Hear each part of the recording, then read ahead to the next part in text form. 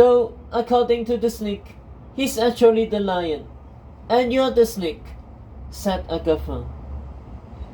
What? When he captured us in John's Jolly, he had a Snowian of his own, a fake Snowian that tells the fairy tales from his point of view. And in his version of the Snowy, he's the lion and wasteful king, and you're the usurping snake. He claims all of this will only end when everything we think is true is proven untrue. Tedros thought about this. So, when lies become truth and truth becomes lies, which is impossible because the woods knows this snake now. They will never confuse him for a lion, said Agatha. He's the villain of this story, and you're their hero.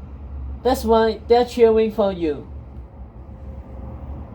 And it's why I cannot let them down, said Tedros. He held her tightly as the castle came into view, a lace wing starting to fall.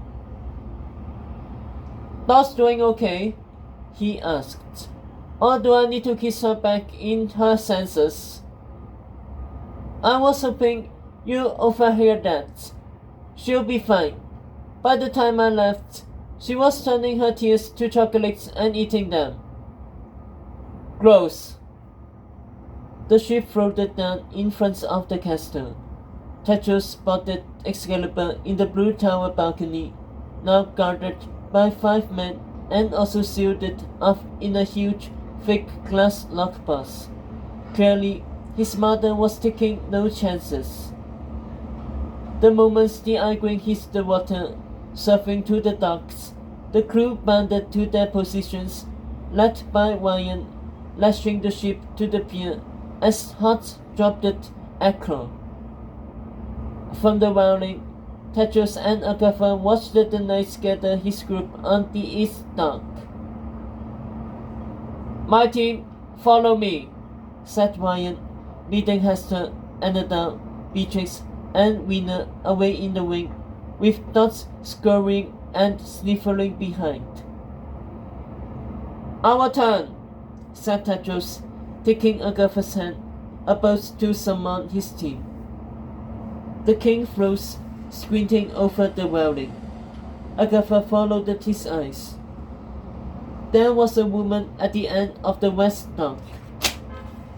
She wore all white, her hair the same ghostly color, wet from the rain.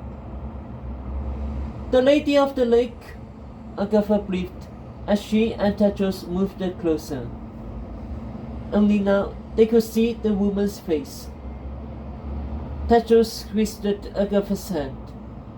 Take our group and go, he ordered. Let me come with. Tedros kissed her gently. Go. I'll see you inside. Agatha nodded.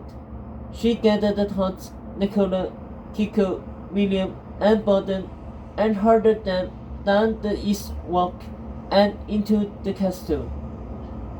Tedros came off the ship alone and faced the woman in white. A key made of glass dangled from a chain around her neck. The snake will have to kill me to get this key, said Guinevere. He won't touch Excalibur as long as I'm alive. I'm sorry, Mother, Tedros wept, trying to curl his emotion. My hair changed the color the moment I heard the news, said Guinevere, and yet I haven't been able to cry.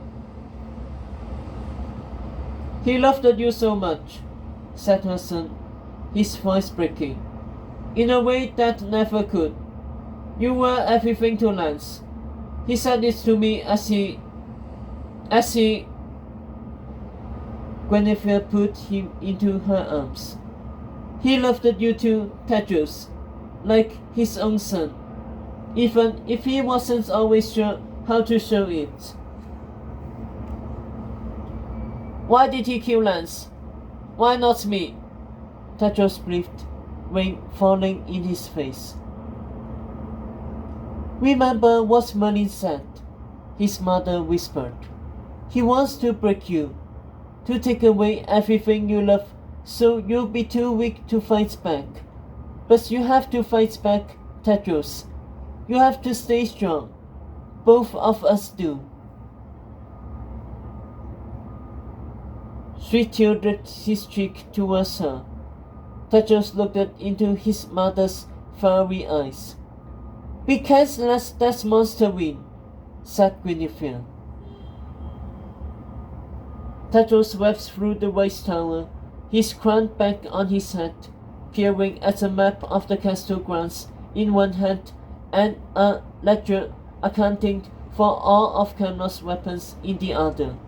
He crossed through the staff dining hall, now turned into a war room where Chef Silkma and her cooks were filling giant barrels and cooking oil. How many barrels, Silkma? Tedros asked, without stopping. 64, sir. And they'll detonate easily. At first flame, sir. The young king strode out of the hall and saw Hot in the corridor, helplessly surrounded by heaps of broken and rusted weapons, maces, spears, axes, swords. This is a holy mess, said Dot. Which is why I wanted the Hots on my team to fix it, said Tedros. Aye, sir, said Dot.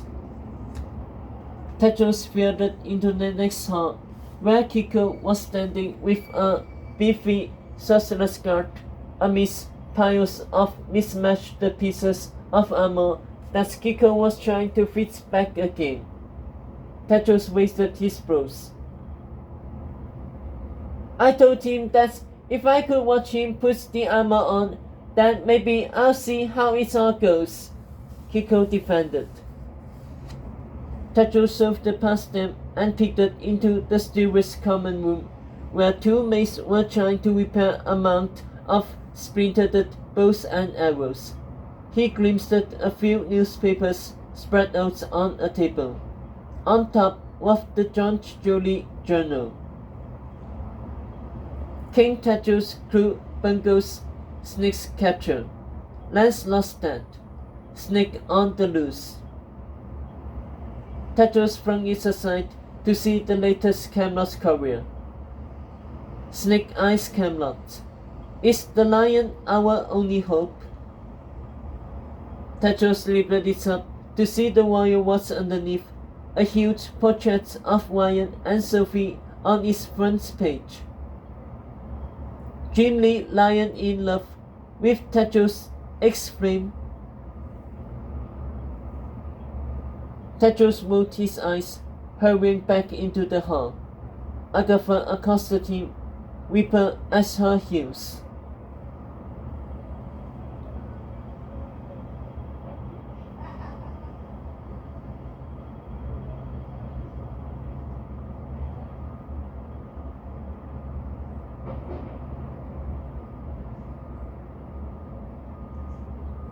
Guinevere and I met with the Treasure Master. Good news is the leaders of our allied kingdoms are contributing weapons